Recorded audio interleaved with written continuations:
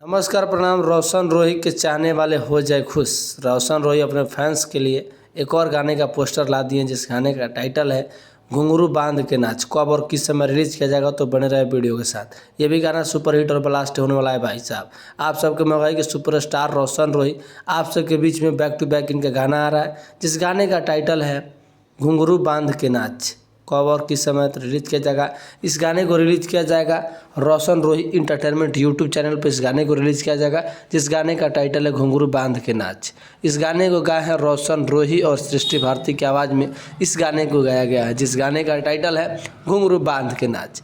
आप सबको बता दूं इस गाने को बहुत जल्द आप सबके बीच में रिलीज किया जाएगा। इस गाने को लिखे हैं आयुष राज, इस गाने को लिखे हैं। और आप सबको बता दूं कि म्यूजिक दिए हैं विक्की बॉक्स, म्यूजिक दिए हैं। तो आप सबके बीच में बहुत जल्द रोशन रोही का बैक टू बैक गाना आ रहा है। रोशन रोही अपने फैंस के डिमांड को पूरा करते हुए घुंघरू बांध के नाच गाने लेकर आ गए हैं जिस गाने में दिखेंगे चाहत सिंह और रोशन रोही दिखेंगे घुंघरू बांध के नाच। तो रोशन रोही अपने फैंस से काफ़ी इतना लगाव रख दिए हैं कि गाना इनका बैक टू बैक आ रहा है। तो आप सब जाइएगा गाना सुनिए रोशन रोही इंटरटेनमेंट यूट्यूब चैनल पर।